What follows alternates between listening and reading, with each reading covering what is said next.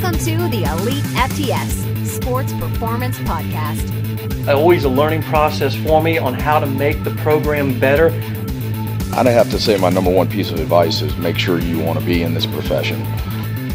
Don't just volunteer 2 hours here or there. You got to see what the grind is like when you get in there at 6 a.m. and you're there until 6 p.m. Because they put their best effort into it every time they walk in the weight room, we get great results. Elite FTS, educating and outfitting the strongest athletes around the world. Mark Watts with Elitefts.com. I'm sitting here with Todd Hamer, who's the head strength and conditioning coach at Robert Morris University and also one of our columnists here at Elitefts.com. We're at the Learn to Train seminar and just talking with Todd. First of all, appreciate you being here.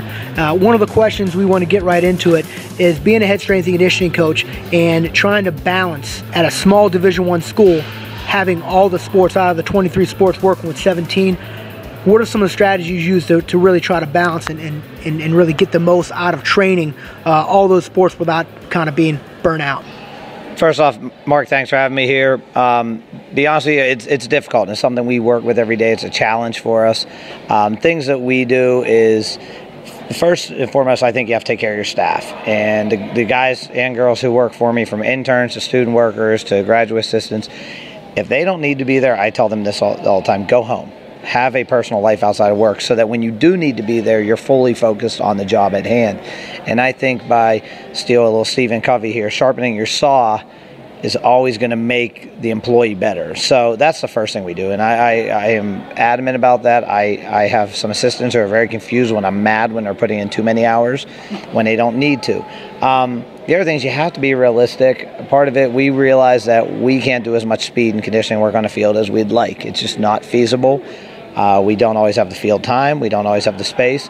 So we get as much as we can, first and foremost, out of our weight room time. And some days the conditioning has to occur within the walls of the weight room, within the parameters that we have within the weight room. Another thing I think you need to take into account when you're dealing with that is, no matter what the certification test will ask you, the first thing you must look at when you're programming for a team is facility. You have to know how your facility is. I have 7 racks. I cannot program the same way as Penn State, who has 6 weight rooms. They have almost as many weight rooms as we have racks. Obviously, the programming is going to be different because we don't have a set of dumbbells at every rack. So now, once you can do that, then you can actually start looking at how am I going to take care of the team.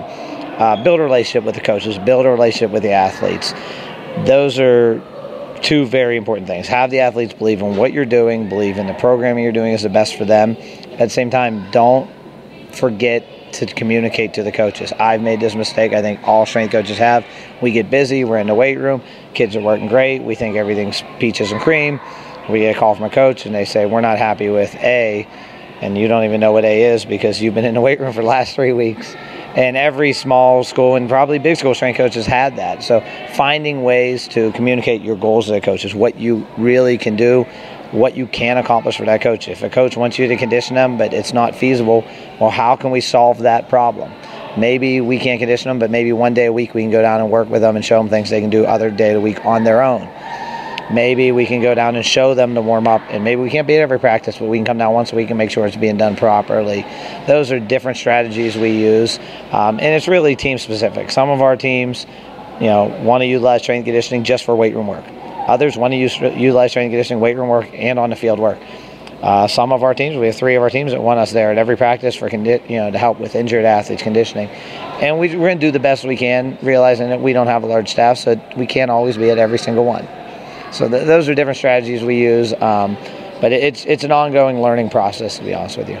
It makes perfect sense to me, and one of the things you touched on was about your staff and how important the staff is, and your track record with your assistants as far as developing interns and GAs and getting them to the next level and getting them full-time positions other places. Can you talk a little bit about what your philosophy is and some of the methods you use to develop those young coaches that are trying to get into our field?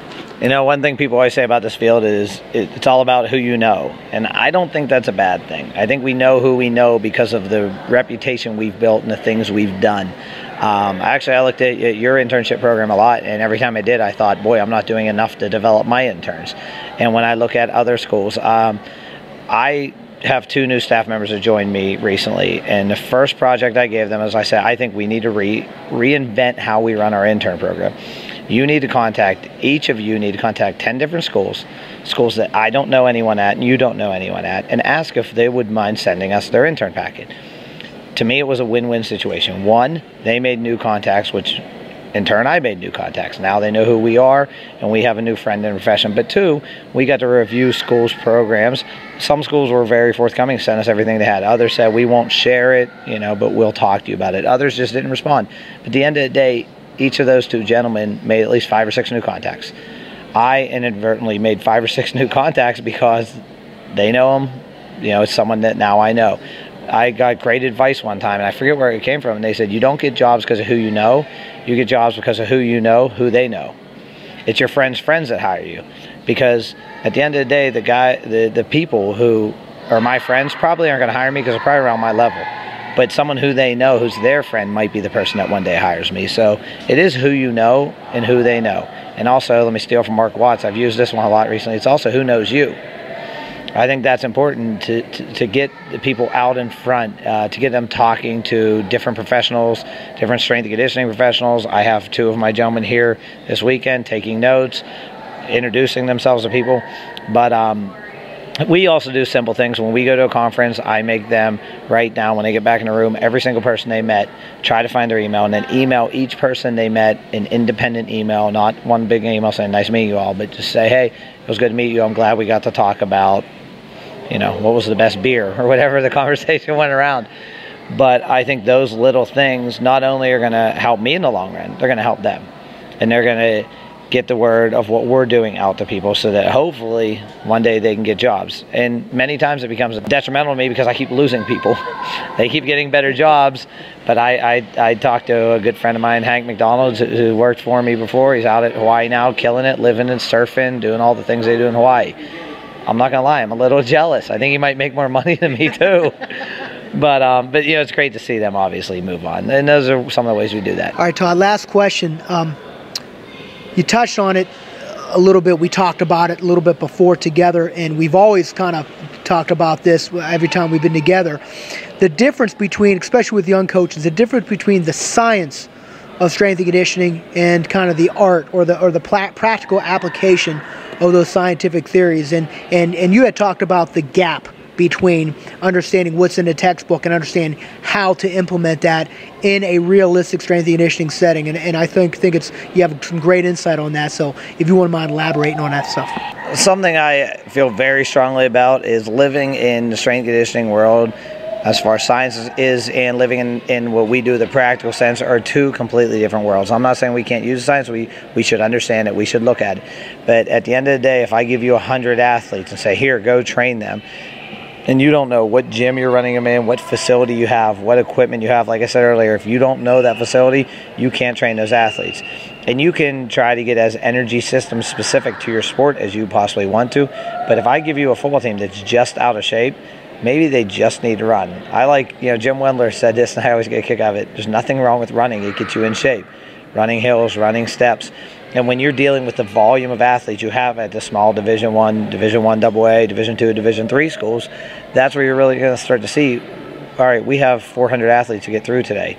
Is it feasible to push the prowler for 7 seconds, rest for a minute because that's the energy system we're using? No, it's really not.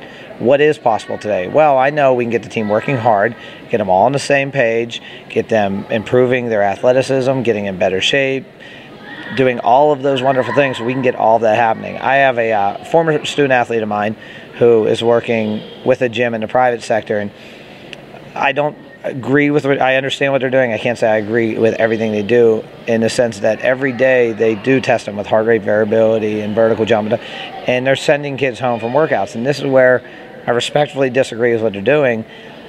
They're dealing with Division III athletes. I can't send a kid home because his heart rate variability is a little off and explain to a coach, well, their heart rate variability is off. Well, the kid's fat and out of shape. They just need to get in shape. So I think sometimes paralysis by analysis can occur in our profession, and I think sometimes people overthink things. Matt Wenning just spoke while we're here about Prillip and Start, and I plan on asking him today. I have a lot of thoughts on Prillip and Start. I think it's a wonderful tool. I don't think it's the be-all, end-all, and especially when we're looking at the college football player, the college volleyball player who's so inefficient in the movement patterns we're asking him to do. If I give Matt Wenning 50% of a squat, well, 600 pounds is on the bar. He knows how to move that fast. If I give my volleyball player who can squat 135 pounds 60%, and she has 67.5 pounds on the bar, she doesn't know how to move that explosively. So where do we take that science of something as simple as relevant chart? And I do a real simple relevant chart.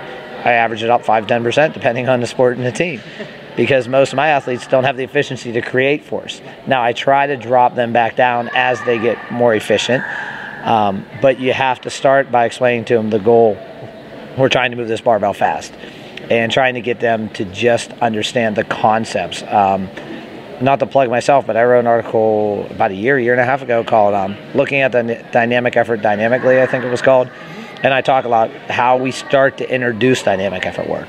If I gave my volleyball team 8 doubles on the squat at 60%, whatever, 50%, they wouldn't even break a sweat yet, because they don't understand how to create force. But if I use some different variations to get them to start to move the barbell faster, then maybe I can accomplish that.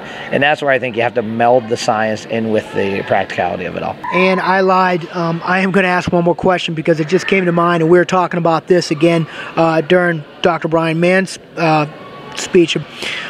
Talked about, as assistant coach, being the thermometer or being the thermostat. And I think it's one thing that it's intriguing, and it really is integral for developing young coaches. And it'd be wrong of me not to include that. So again, last thing, can you elaborate a little bit on that? I'm pretty sure I stole this from Ann Tamparello or someone at Baylor, and Baylor has some strong strength coaches, so I'm afraid of them, so I better give them credit here. But the thermometer or thermostat is real simple. Do you tell me the temperature, or do you control the temperature? And with the young coaches, the great part of getting young coaches come work for me is they're so full of energy. They're ready to coach.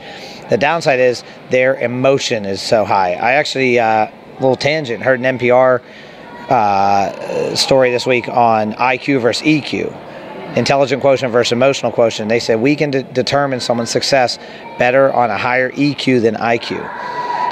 Those who can control their emotion and know when to use their emotion, to know when to back their emotion off. And I might get myself in trouble here, but you look at someone like myself versus my beautiful, lovely wife.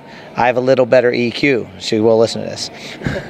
But the point is that sometimes if we get emotional, we can lose control. And when the athletes come in, they walk through the door, and to me, they need to be a blank slate to you. If they're in a bad mood and you let them drag you down, then they're changing the temperature of the room. And you're just telling me they've driven me down. Whereas they've come in and you say, now I need to raise the temperature. So are you the thermometer, or are you the thermostat? Are you telling me the temperature, or are you controlling it? And I think when the group comes in, you need to then take control of that temperature. And some days, if it comes in, the temperature is hot and it's going good, you need to roll with that. And sometimes you have to be adaptable and be able to say, all right, things are going good. I don't know why, but let's keep riding this wave. And I know you've done this, Mark. You know, a group comes in, they're working hard, and you have no idea why they're in such a good mood today. You're saying, whatever's happening today, I'm going to keep riding this wave, and maybe I'll hopefully catch it again tomorrow. And there is a time for that. But 9 times out of 10, it has to be you setting that temperature, because most of the athletes don't know anything about lifting. This is not their passion like it is to all of us. And the young coaches sometimes get very frustrated when a kid doesn't get as excited about a squat and a clean as we do. I get really excited to see a good squat. I jump up and down, throw bars, and do crazy things, run around hugging athletes. The athletes kind of look at me like I'm strange, like, why is he so excited? All I did was have a 5-pound PR, and I'm thinking I would take my left pinky for a 5-pound PR some days. So that's the thermometer or thermostat. And again, it's definitely something I've stolen, and I'm pretty sure I stole from Baylor, but don't quote me on that because I'm not 100% sure. Well, Todd, I can't thank you enough for taking the time to speak with us. And it's one of those, there's a lot of coaches out there that are able to really help young coaches and help their attitude and help the way that they approach the profession and they approach strength and conditioning from a day-to-day basis. And you're a tremendous resource for our site. And you're one of the best coaches that I know, and I appreciate you as a coach helping our young profession.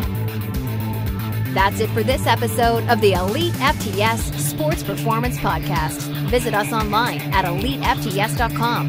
Follow us on Twitter at EliteFTS and like us on Facebook at /EliteFTS. Elite FTS. Live, learn, pass on.